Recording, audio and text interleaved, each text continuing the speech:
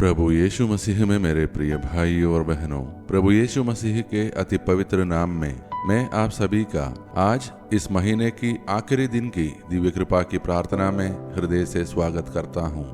आज की प्रार्थना उन क्षणों के लिए है जब जीवन शांत था और अचानक तूफान आ गया, जब सब कुछ हमारे नियंत्रण में लगता था और एक खबर, एक रिपोर्ट, एक घटना ने सब कुछ हिला दिया। कभी कभी हम यीशु के साथ नाव में होते हैं, फिर भी डर से भर जाते हैं। आज का वचन हमें यह दिखाता है कि यीशु हमारी नाव में हो सकते हैं, फिर भी तूफान आ सकता है, पर उसका अर्थ यह नहीं कि हम डूबेंगे।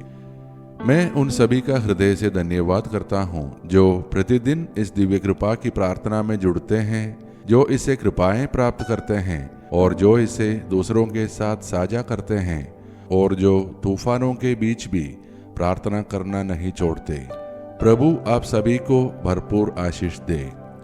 आज का हमारा मनन का वचन हम सुनेंगे संत मरकुस का सुसमाचार से अध्याय 4 पद संख्या 35 से 41। यीशु अपने शिष्यों से कहते हैं, आओ हम उस पार चले।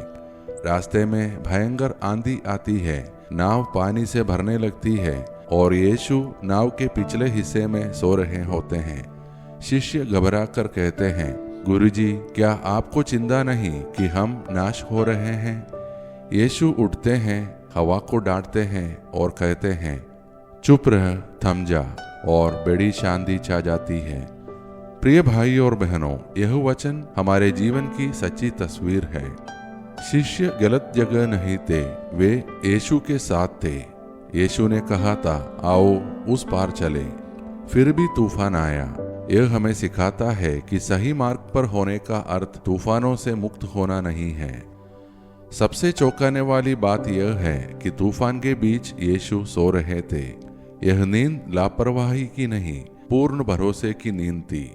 शिष्य डर गए क्योंकि उन्होंने लहरों को देखा, पानी को देखा, पर यीशु के वचन को भूल गए, हम उस पार चलेंगे।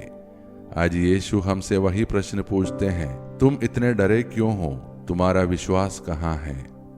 तो अब आइए मेरे प्रिय भाई और बहनों, हमारे जीवन के तूफानों के बीच भी प्रभु पर अटल भरोसा करते हुए हम सब अपने आप को उसके हाथों में सौंप दें और मिलकर प्रार्थना करें।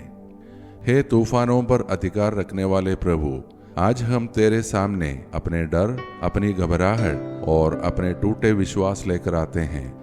हे प्रभु, तू जानता है हमारे जीवन के वे तूफान जो बाहर से नहीं बल्कि भीतर से उठ रहे हैं, जैसे चिंता, अनिश्चितता, डर और भविष्य का भय। कई बार हम भी शिष्यों की तरह पूछते हैं, प्रभु, क्या तुझे परवाह नहीं कि हम डूब रहे हैं? आज हम स्वीकार करते हैं कि हमने तेरे वचन से अधिक लहरों को देखा। हे प्रभु, आज हमारी नाव में फिर से शांति बोल दे। हमें वह विश्वास दे जो तूफान की आवाज से नहीं, तेरी उपस्थिति से मजबूत होता है। हम अपने परिवारों को तेरे हाथों में सौंपते हैं। जहाँ आर्थिक, स्वास्थ्य या संबंधों के तूफान हैं, वहाँ अपने शांति के शब्द बोल। हम अपने बच्चों और युवाओं के लिए प्रार्थना करते हैं। जब उनका भविष्य अस्पष्ट लगता है तो उन्हें यह भरोसा दे कि तू उनके साथ नाव में है। हम बीमारों, डर और अवसाद से जूझ रहे लोगों और अकेलेपन में रहने वालों के लिए प्रार्थना करते हैं। उन्हें यह अनुभव करा कि वे अकेले नहीं हैं। हम उन लोगों के लिए प्रार्थना करते हैं जो किसी बड़े निर्णय के बीच है और भय से भर गए हैं। हे प्रभु, उन्हें तेरी शांति में निर्णय लेने की कृपा दे। हम अपने देश और संसार के लिए प्रार्थना करते हैं। जहाँ युद्ध, हिंसा और अनिश्चितता का तूफान है, वहाँ तेरी शांति की आवाज गूंजने दे। हे प्रभु, हमें यह सिखा कि तूफान में भी हम तेरे साथ हैं और अंततः हम उस पार पहुँचेंगे। ये सारे प्रार्थनाएं और हमारे मन के अनकही प्रार्थनाएं हम समर्पित करते हैं हमारे प्रभु यीशु मसीह के नाम में, जो आज भी हवा और समुद्र को आज्ञा दे सकते हैं। आमीन। मेरे प्रिय भाइयों और बहनों, यदि आज की यह प्रार्थना आपके हृदय में थोड़ी भी शांति ले आए तो जान लीजिए यीशु आपकी जीवन की नाव में शांति बोल दिया है। कृपया इस प्रार्थना को अपने परिवार व मित्रों के साथ साझा करें ताकि कोई और भी यह जान सके कि यीशु तूफान से बड़ा है। हम कल फिर दिव्य कृपा की प्रार्थना में एक साथ मिलेंगे। तब तक प्रभु हम सबको हमारे जीवन के हर तूफान से बचाए रखे। धन्यवाद के साथ स्तुति